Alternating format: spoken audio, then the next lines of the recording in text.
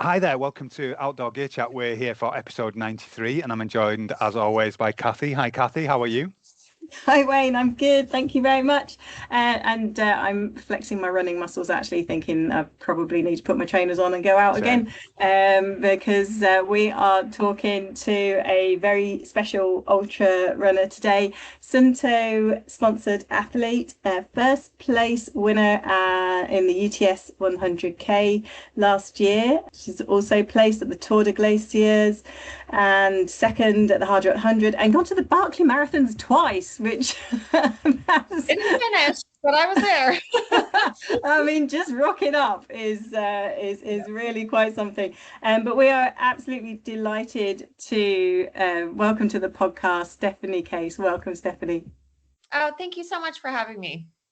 This is awesome. It's where to start with all these questions and that intro, isn't it? It's like, yeah, it's Barkley twice. I don't understand why people go back, but then I do understand why people go back because we all go back, don't we? But yeah, yeah. Can we start with you winning your first ultra though, as our first question? And like, so that is when you won your first ultra in 2008. Is That's that right? correct. And Yep. what was that? Sorry, just start. Yeah, it was part of the Four Desert series, Racing the Planet series. So Wow. it was a race in northern Vietnam, similar format to Marathon des Sables. So self-supported, marathon a day, double on day 5, carrying all your own gear. But the wrinkle that we hit was that, I was set up for day 1 being a marathon and then not having to do the double day until my pack was pretty light Lighter. after eating most of the food. But there was torrential rain in northern Vietnam before the race, and that had caused huge mudslides. So we get this email from the race organizers, and I can remember my stomach just dropping to the floor and then probably down into the earth, where they said that they were going to have to make these big course changes. And so day 1 was going to be 100 kilometers. And Oh, that's of course when your pack is the heaviest. And I had never run that far before in my life. I Wow. really wasn't even running on trails. I think I had done 1 half marathon on trails and I'd done 1 road marathon, I think 1 more in training, but I was a newbie by all by all definitions. So it was pretty daunting.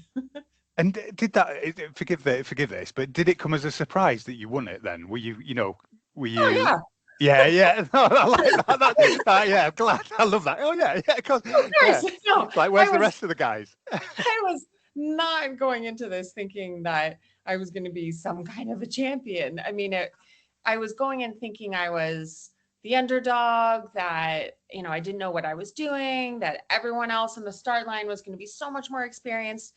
And I think because of that lack of confidence and because of that fear and, this idea that I wasn't an athlete, looking back at it, my God, I trained so hard. I had a strength coach. I had a conditioning coach. I was so strong and so lean. I was also 25, so it was a little bit easier back then, but I really trained so hard because I had the fear in me. And when I got to the race and I saw that it was mainly middle-aged men, some of whom looked fit and some of whom didn't, I thought, maybe I should have a bit more confidence in myself. But I still didn't know, what I would do. It was stepping into the unknown. And I can remember looking at my watch as it ticked past 40 and it ticked past 50 and then 60 and 70. And I was just shocked that my body was still moving so well. It was the coolest feeling to think that something that sounded completely impossible to me was just happening. And it was like I was watching myself. And I finished that first day, first female, but second overall. And I remember the race director was in a Jeep at one part when I was coming up to near the finish of that stage. And she jumped out and she just said, do you know where you're at? You're in second. And I think I swore, like, holy shit, almost fell into the ditch. Because it was this moment, it was this light bulb moment that I realized, like, I can not only finish this, like, I can really do Yeah. this. And that was such a cool feeling. Yeah. And I love that when you get to a certain point that running feels as natural as walking as well. Sometimes, you know, I've been in that training phase. Long time ago for me now. Long time ago. Too long Now, ago, yeah. Everything is creaking. You know, I feel a lot more. To be 25 again and not feel pain flying along the trails. My God, I would give anything for that. But I think we've all got a bit misty-eyed there. I know, yeah, exactly. Yeah, but very distant. Yeah. Oh, if only, yeah. Well, I didn't do my first ultra until after I'd become a mum. So I kind of never had that just sort of feeling of the body gliding through the trails. I was kind of climbing before then, so I could like move through the mountains and move across technical terrain with stupid rucksacks. But part of me's always thought, oh, I managed to do that.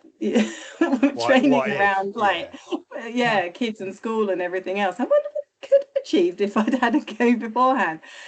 But I'm basically left school pretty sure I was rubbish at sport, so I never really bothered.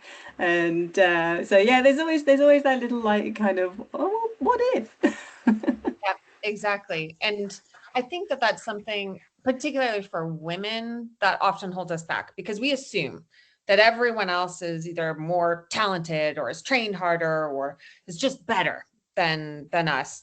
And no matter whether you're an amateur or an elite, you still have that same feeling, on the start line. And I do think women are particularly plagued by this, right? We do have an inherent genetic kind of ability to talk down. But it's dead interesting what you were saying about people like at the start line as well, because I love that about ultras. Really, literally, there are people of all shapes and sizes on that start line.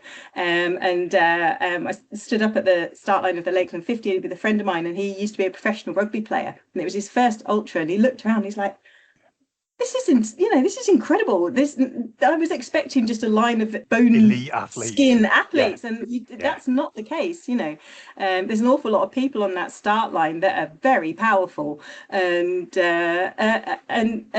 just are there to work at their personal max and have a great time out on that event as well. So it is not necessarily a sport for all, because there's an awful lot of suffering. But it's great. But we should probably talk a bit about tech, actually. I know. Sorry, I was just going to shoot on that one. You did mention your watch as well, Stephanie. And obviously, you've been performing since 2008 there at the top level for almost 20 years. And have you always used tech for your training throughout that, like watches, headphones, things like that? What have you used? Yeah, it's interesting thinking back to what things were like in 2008. And when you go back and look at the photos, you just realize how much the gear has come along. In that race in Vietnam, I had, the camelbacks with the hoses, and I can't remember even if I don't think there were did I have a smartphone back then? I can't. No, I don't think so. There was a time before smartphones, wasn't there? I just can't remember when that was. Then like I don't know if that was pre-iPod Shuffle. That was probably the best bit of gear, the little iPod Shuffle. I used to have tons of those. I think it was even before that though. So I remember listening to music on my runs.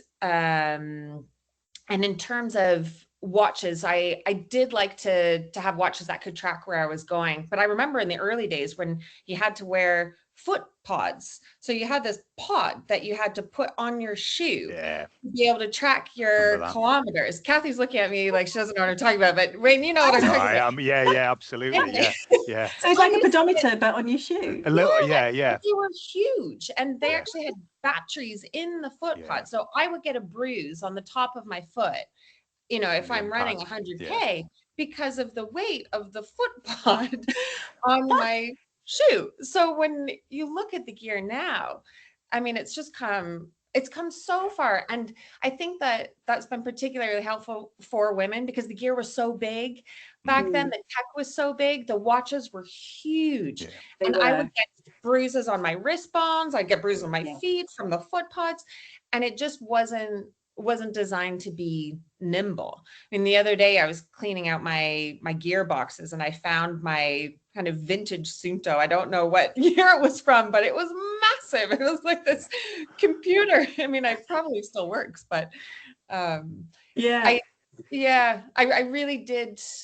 I don't think there was as much data that, you know, I could gain access to. There weren't like heart rate monitors on your watch, those kinds of things. Yeah. But distance was always critical for me. Not necessarily speed, because it's trail running. You know, I wasn't really attuned to that, but being able to mentally talk myself through kilometers was always huge.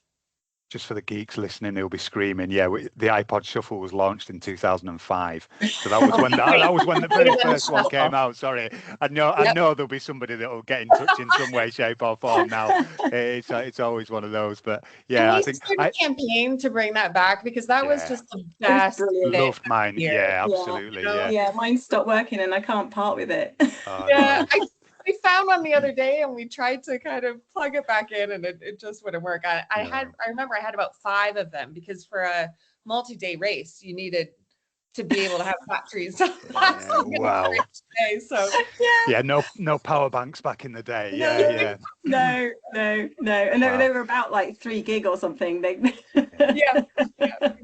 Amazing. So I mean, you did the Tour de Glaciers as well, which I mentioned, which is a 450k race. It's self-navigated. Did you carry a map and compass as well, or did you rely entirely on your watch?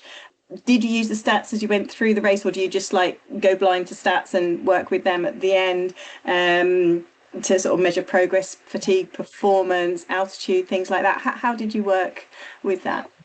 So Tour de Glaciers, as you say, it's a 450-kilometer race with 32,000 meters of climb. So pretty gnarly. And for some parts of the course, you're on trail. But for other parts of the course, there isn't really any kind of a discernible trail that you can see. There's scrambling, there's ladders, there's ropes, and you have to find your own way through, which sounds easy on day 1 and day 2. But when you get to day 4 and day 5, and you haven't slept very much, it's really tough. And I knew that the navigation would be the biggest thing that could potentially break me, because if you don't know where you're going or your tech fails, then you're out of luck. You know, there's no way to keep going. So I didn't have a map and a compass. There was, a lot of inclement weather. It was a little bit too fiddly to think about kind of pulling out a map and compass, but I had 2 systems so that I had a backup. So I had the course on my watch, but I also had it on my phone, and then a permanent battery pack on my phone. So it was quite heavy, but making sure that I always had at least 1.5 backup systems to be able to help me figure out where I was going was pretty important. But I actually ended up really just relying on my phone at some point. And this isn't normal for me. Is normally when I'm in a race, I have the map loaded on my watch, and I'm really using it to make sure that I don't fall out of line. But at some point, day 3, day 4, I wasn't using it to track kilometers. I wasn't using it to track the course. I was just using it to show me the time of day. Really? Yeah. And it was because the race is so long that you can't mentally talk yourself through every 10K. You can't say, oh, well, 350K to go. It's just too big. Mind blowing. Yeah. Too big. And so I had to get into this space where I convinced myself that there was no end, that my life was just running. Every day I would be running. And whenever I wasn't eating or sleeping, I would be running. And that was it. And it just kind of simplified everything for me. So I didn't want to know how many kilometers I had left, because life was just running. And so it wasn't until I was maybe 15, 20 kilometers before the end and really struggling, hallucinating, and I was kind of falling all over the place, that I had to remind myself, like, you're in a race. Like, nearly there. If you actually run a little bit faster, this will end. And it was like I had just discovered gravity, like this huge light bulb moment. I thought, oh my God, this will end. And it meant that I only had 15 kilometers to process, that I was going to win this race. And when I got to the end, my body was done, but my mind wasn't. And I wasn't mentally prepared to finish. I still wanted to be out on the course because I just hadn't thought about it enough.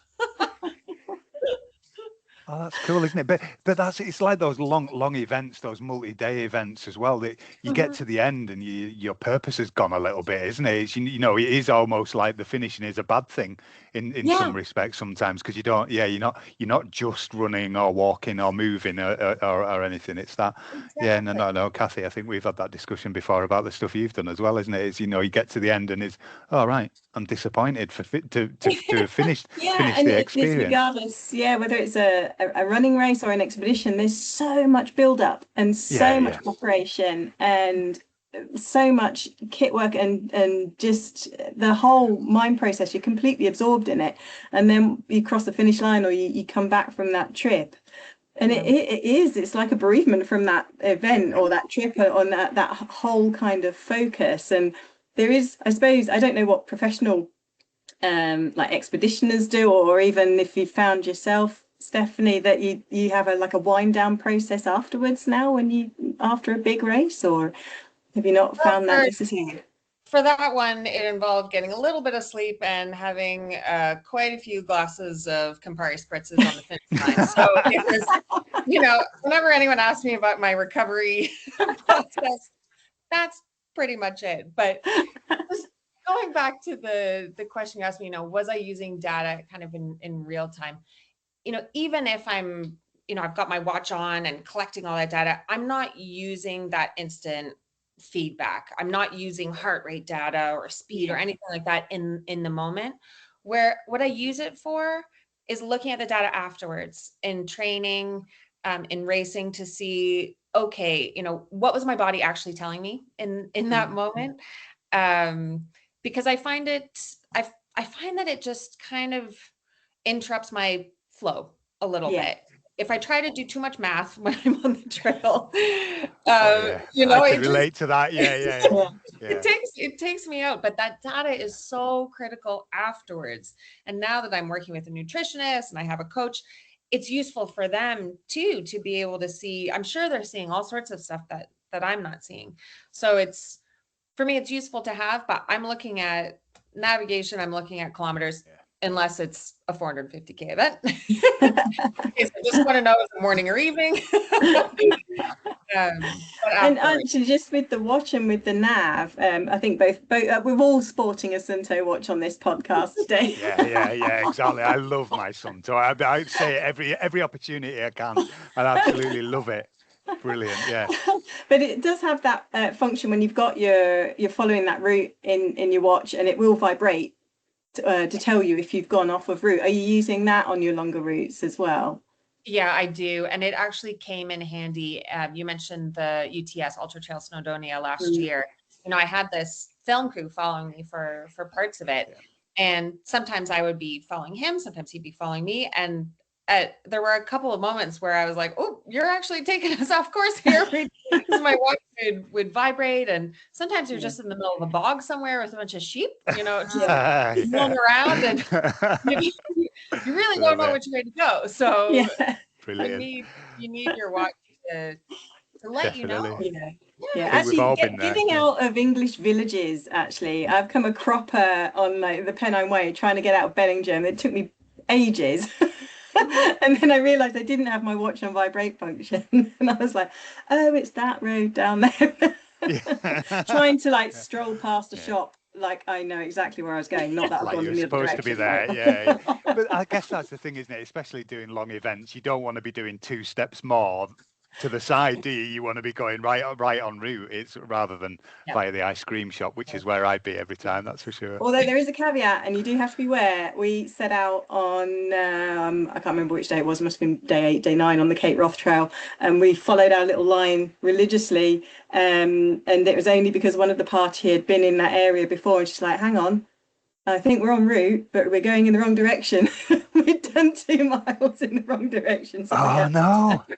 Yes. Oh, I don't think I awesome. mentioned that in the podcast actually, but I find it just mentally demoralizing. I mean, Yeah. oftentimes if you go a kilometer out of the way, it doesn't actually make that big of a difference, but mentally you just feel Yeah. crushed. You're Yeah, like, yeah, absolutely. oh my God. I mean, It's the end of the earth. I've seen it happen to other people where they're just like, I've just gone a kilometer and it's Yeah. going the wrong way. And you think, God, this is a 160-kilometer race. Yeah, Like, yeah.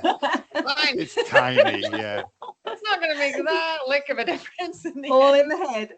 Yeah. All Yeah. in the head. And we're just talking about UTS, and I've got to take this question, Cathy. Sorry, but Yeah, no you, worries. there was the global fame with your image of you breastfeeding your 6-month-old daughter. And can you talk us through the race and how that all went, and what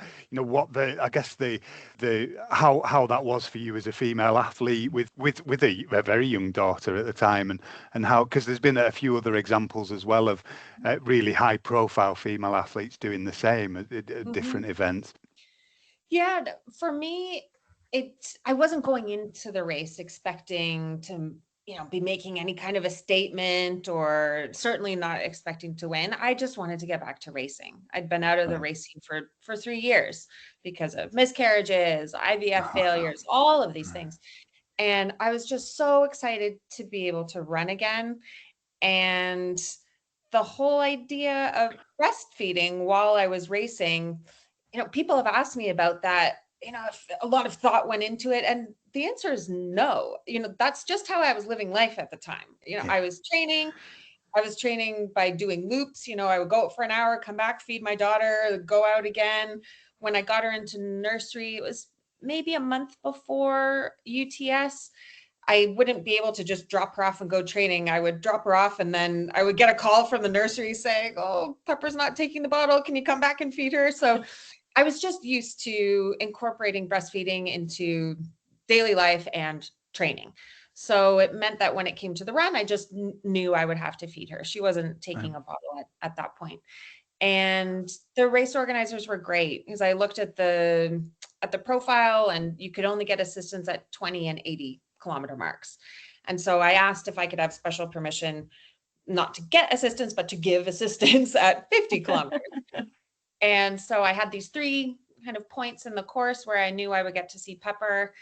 And I just wanted to make sure that I didn't rush her, that I gave her the attention she needed. And I knew I would have to work really hard mentally to get out of race mode, because even though I wasn't coming in competitive, I knew that competitive part, it doesn't die in you. Right? It sits there on The your switch, shoulder. yeah. Even if you don't think you're going to be competitive, the brain still thinks you can. So I had to basically forget I was in a race when I came into a checkpoint, and just try to stay super relaxed. Yeah, wow. And go into mother mode. Time. Yeah. Yeah, wow. Time that was ticking by, whether it was going to be 5 minutes or 15 minutes. I was just wanted to feed her and then get back into race mode. So it was a pretty special time, but I knew that it was something different for me. Even when I went to pick up my race bib at the beginning, I had Pepper on me in the carrier, and I walked up to the registration tent, and one of the volunteers stopped me, and she said, "Oh, I'm sorry, this is only for racers. You can't come in." And I said, "Actually, I'm the racer." Wow. Wow. She apologized immediately, but it just kind of indicated to me that maybe this was something out of Something different. Yeah. Well, and that there's a whole amazing thing about celebration there, isn't there? Like you said, I guess the sadness, the grief that you had before she arrived, and then the amazing celebration of the arrival, and then also winning the race, and you return to, or not return to form, you maintain in that form, I guess. That's it. That story. It was just such a fun day.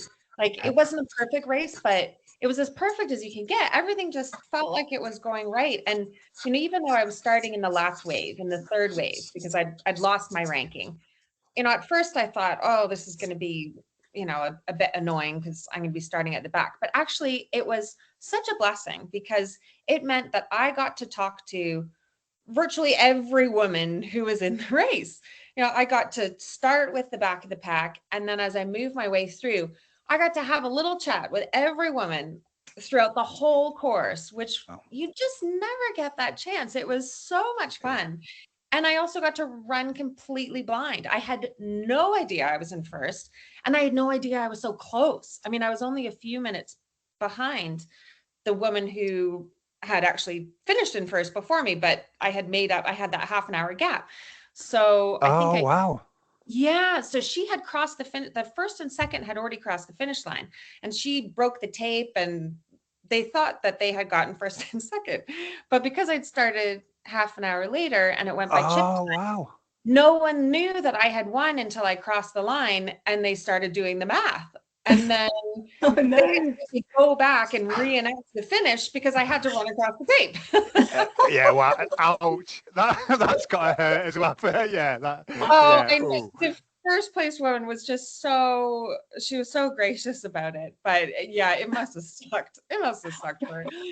But it was, I'll never have that chance again to be running in first and be actually in this fierce competition and have no idea what a gift that was. That's great. And I mean, for anybody listening who hasn't seen the photo that took you global, you were on news all over the world. I saw it and I just thought it just epitomizes like motherhood, because you're standing there sort of bent over breastfeeding your daughter, throwing watermelon and refueling at the same time as you're refueling yourself, at the same time you're refueling your little one. And just the ultimate multitasking. And I saw the photo and just thought, oh, you go. You go, girl. That's awesome. You know, it was funny reading the feedback online, because some people thought, you know, oh, she's putting her body under such stress, and they you know, had such a negative reaction to it. The overwhelming reaction was positive, but some people had a very negative reaction. But if you could see a video of what that moment was actually like, I was just standing and bouncing and laughing and chatting with the race volunteers and the other runners. It was a super relaxed moment where I just tried to get some fuel and hang out with Pepper, and then I carried on. And you know, it was just so low key. It was so low key, and to have that one moment just go everywhere was really strange. Yeah, I bet it was. I love that. We Cathy and I had an exchange about this sort of subject, which I won't go into too much, but I think there's an amazing, not parallel, but contrast to the Boston Marathon stuff with Catherine Schweitzer, wasn't there? And then, you know, that whole, you know, the whole, did your womb fall out while you were running then? You know, that what science was telling everyone about women pre-marathons before is just, That's quite funny, because the truth is you don't need to run an ultra to feel like your womb's going to fall out. Sometimes you just wake up and have a day like that. I was going to say, let's not get started into that offline chat, Cathy. Again, there's a lot, which would be great, but potentially not outdoor gear chatty. But I think we mentioned just briefly before about the documentary that you filmed. Was it the same one that you were talking about, Off Course? Was that the one that you're mentioning? Yeah. So Off Course is my latest film that's out. It's currently showing online through the Trail Running Film Festival online. But hopefully it'll be out free for everyone to see on YouTube soon. So this is a documentary that took a few twists and turns. So it follows my journey and the journey of a dear friend of mine, Sophie Grant, as we both tried to become moms and really struggled through that process while clinging to our identities as runners and trying to figure out how that all fit together. And so, you know, even though it's a film about going through that fertility process, let's call it, it's really about something bigger. It's about, you know, how do we survive? How do we keep moving forward? How do we put one foot in front of the other when life just throws us a curveball and we don't know up from down, we don't know what way forward and what role running can really play. And I think for a lot of us runners, you know, we're used to kind of effort, and outcome being somewhat correlated, right? The more effort you put in, the better you'll do in a race. But when you try to become a parent, there's really no correlation between effort and outcome. It's part science, it's part voodoo. You know, I can't really explain a lot of it. And it can be so infuriating to come up against a challenge that you have no control over. And so I hope that that's what will speak to people when they see the film. You know, whether they're a parent trying to become a parent or not, it's really about those kind of bigger challenges that we face. So quite an emotional project to go through. But I can imagine. Yeah. I it's one that I was thinking I might not go and watch in public. I might wait for that one to come out on streaming. Well, do you know what's interesting about that? You know, part of the reason why I wanted to make it is because we still don't talk about these issues very much, particularly pregnancy loss. You know, we have this convention not to tell anyone we're pregnant until we're in the second trimester. It's still shrouded in so much silence and secrecy. And when I post about the film, even just looking at the stats on Instagram is fascinating, because you might get some comments, but the most that I'll see is shares, people privately sharing it to each other. And it's people who might be going through it and don't want people to know.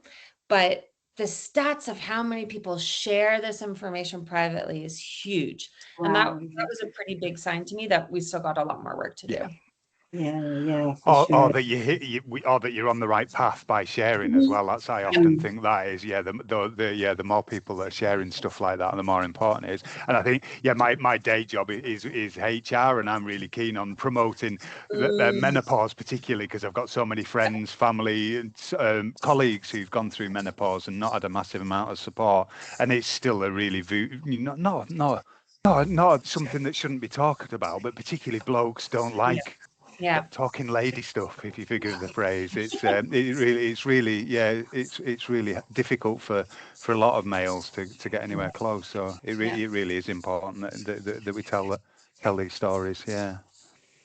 I'm glad you mentioned that, because my partner's British, and you know, most British people say the menopause, which for a North American is so weird. And I'm like, why is it the menopause? It's just menopause.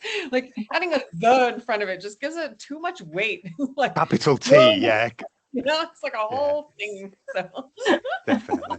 But that gives you, I mean, as just said earlier, you know, I didn't do any ultras until I became a mum, and that was like my second body, I always think about it as. And now I've got this third body that's just thrown out a load more challenges, and actually just needs stretching a lot more, which is really annoying because it takes a lot out of your day, but it does work. But each new challenge that I pick up, I've got to attack it from a different angle. I've got to think obliquely about how I train and what I do, and at the moment it's been like a period of not training to fine tune all the really small stuff, so the deep core, trying to defuse my ankles because of glutes seizing up years ago and me not doing anything about it because I didn't stretch. There's that I think it was put into a song, wasn't it? Wear sunscreen, and one of the key lines in the sunscreen song is like stretch. Oh really? Yeah. I'll tell you a secret. I don't stretch, and I've gotten clearance from my physio that I don't need to. So you know. Really? Oh my gosh. Yeah, he told me that the data is just it's not as effective as we think it is. So that's good enough for me. So I'm about to turn 44 and I'm refusing to stretch. You can tell me that, you know, you told me so in a few years, but I'm just not there yet. Oh, you know, everybody's different, aren't they? Everybody's DNA is different. Everybody's experience and body experience is completely different, and it's really interesting. There's no two people the same, is there? Oh my gosh! I hope I can return to your world and stretch myself back to a point where I don't need to stretch anymore.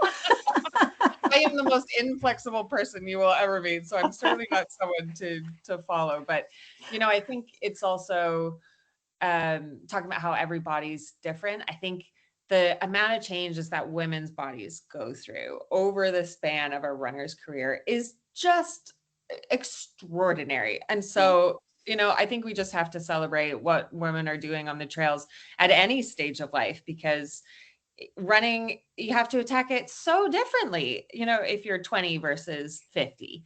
And yeah, I think it's good to shed a little bit more light on those issues as well.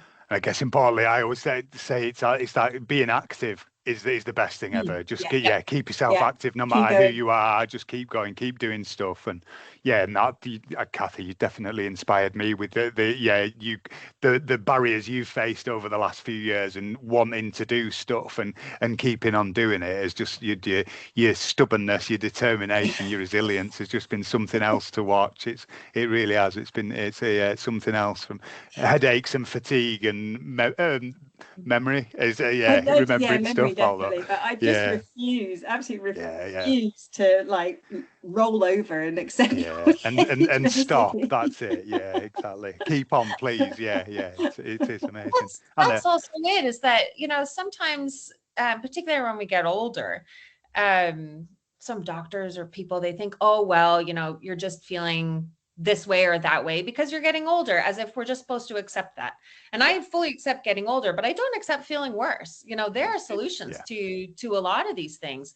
And the idea that we just need to ask for more support, more help, more solutions, so that we can keep getting out there. You know, I think it's really key. I'm 44. I think my best running years are still ahead of me. You know, I am planning on getting faster and doing bigger and better things, you know, right through into my 50s and maybe 60s. Why not? Well, why not? I mean, we're very privileged to live in a part of the world where we can do that as well. I'm just going to bring this back, Stephanie, because you did at the Tour de Glaciers in 2021, you placed third overall, but it was a very emotional race for you. And can you just explain why that was? Yeah, so that race was in 2021, and basically the Taliban regained power in Afghanistan on August 15th, 2021. And Afghanistan is a place that's very close to my heart. I have worked there for the UN off and on since 2012. But I also established a charity there called Free to Run in 2014. Now, this is a charity that advances gender equity in areas of conflict through running and leadership programs. And we had staff, we had thousands of participants across the country. We had a whole set of operations in Afghanistan. So when the Taliban took over, we went into crisis mode. Now, I had been back in the country 3 weeks before to try to get a head start on all of these things. But none of us, you know, even the worst case scenarios we're picturing this kind of implosion 6 months out.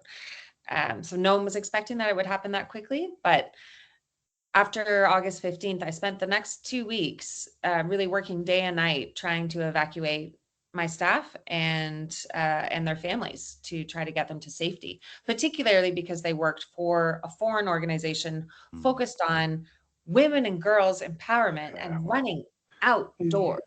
You know, this placed them at particular risk. Wow. And, you know, it's hard to describe, but when a country kind of goes into chaos like that, there's no playbook for how to deal with that. We were dealing with staff members, some of whom had passports, some didn't, none of whom had visas to go to any other country. There were military forces from different countries manning different gates of the airport. There were Taliban checkpoints. The banks were all closed, so there was no access to cash. There were ISIS attacks going on. We had to do our own security assessments, figure out how to get them into the airport without visas or plane tickets, and then find our own planes. I mean, it was extraordinary. And that was what I was going through, what they were all going through in the 2 weeks before I lined up on the start line of a 450K race. And to kind of go mentally from that into this space where I thought, what am I doing? Is this what I should be doing? Mm. The airport had closed at that point, so there were no active evacuations going on, but I was still having Afghan women and girls reaching out to me, on WhatsApp or by text throughout the race. Wow. And so to try to give myself permission to still go out and run and think that it would still mean something in some way. There were only 3 women in that race. There were only 3 women, and I was one of those women. And I thought, yes, it's only running. I'm not going to change the world, but there was just something in me that thought, even though I don't feel like being out here, I know right now the airport's shut. I'm not going to be able to do any good. I'll just be spinning my wheels. I want to go out here in some small way to represent women who can't. And I want to show that women belong in the outdoors, on the trail, in male dominated races, in the hardest races, doing the hardest things. And that was what was fueling me through the 450K. It's good fuel. Sorry. Sorry. Almost as good as those chicken McNuggets you were talking about. Yeah, wow. Yeah. No, well, we'll pop a link up to the Free to Run Foundation in the show notes, and also a link to there's a website for your film, isn't there? Although it's doing the rounds of the festivals at the moment, is it? The Free to Run film, it came out in 2022, and that one is on YouTube. It did the rounds of film festivals in 2022, 2023. So won a few awards. It had a great run, but it is freely available on the North Face website, YouTube website. Great. We'll pop the link up to that as well, definitely. Thank you so much for your time, Stephanie. It's been absolutely fantastic to sit down and chat with you, and with talking with Suunto. I know they're one of your sponsors. You're sponsored by North Face as well, but with Suunto as one of our brands that we stock at the Climate Shop and the Joe Brown shops. Suunto are celebrating their 90th anniversary this year, which is incredible, and we're just small babies. We're only celebrating our 60th anniversary at our shops in Wales, so it's a big year for both of us. So thank you also to Suunto for making this podcast happen. And I suppose the last question is, what's your next race plan? My next race plan is in about 12 days, 11 days. I will be running in the Andorra 100 by UTMB race, which will be just a lot of fun. Sophie Grant, who's in the off-course film, will be racing as well. So I think it's the first race we've really run together as friends. So that's pretty exciting. And then I'll have TDS this summer, which will be neat because I ran it in the first edition in 2009. I ran it in 2015, and now I'll be doing the 2026, and then commentating all of the runners through the finals. But the big exciting thing this year is that in November, I am going to try to break the 100-mile speed record in Antarctica. Oh, wow. So right now, only men have done it. It's a race that's run down on the ice in Antarctica in November, and only men have attempted the 100-miler. So I want to go break the men's record. Awesome. Fantastic. Yeah. A major family holiday. Yeah, but sadly, Pepper will not be coming with me. John is very upset. He's not coming, but I'll bring back a stuffed penguin or an animal, not a real one. Just to clarify. I'll hunt one down on the way. Yeah, I love it. Side mission. Yeah, I love it. Oh man, that sounds incredible. What a list of stuff to do this year. Oh, yeah, awesome. It's going to be fun. I mean, this is my first year as a professional athlete, and I want to go do all the things. I want to go do all the things and see all the things and just really test myself. And I've also just signed up, not to the Spine, but to the Arctic Spine. Oh, which is, yeah. No woman has ever finished that one, 500 kilometers. for us. very cool event. So is that's Scott, isn't it? Scott, was it Scott Gilmore that was behind that back when he moved over there? I think I was he think the so. original? Yeah. Hi Scott. Sorry. Yeah, no Scott. So I started one of the UK spines when Scott was involved in that before he moved over to Norway. Yeah, didn't finish. It went badly, and Well, yeah. there's always another time you can try. Yeah. Well, I keep telling myself that. Yeah, I need to do park run more often before I get in there. Unfortunately, yeah. But anyway, that's a tale for another time. Yeah, but that's incredible. Thanks so much for joining us. The chat is amazing. We always say this, don't we, Cathy? But we could literally spend hours talking to you about stuff. It's amazing. Yeah, it really is. That was episode 93, wasn't it? Yes. Yeah, episode 93. And if you have listened to how wonderful the Suunto watches are and are wanting to have a chat with staff who all use them and love to talk about them, then you can pop into any of our shops in Capel Curig, Llanberis in North Wales, or in Ambleside in the Lake District. And we'll be happy to talk to you there. You can also find them online at our web shop, which is climbers-shop.com. And if you're getting outdoors or you're just starting out or you're looking for running tips, there is a host of free information available at our outdooracademy.com website.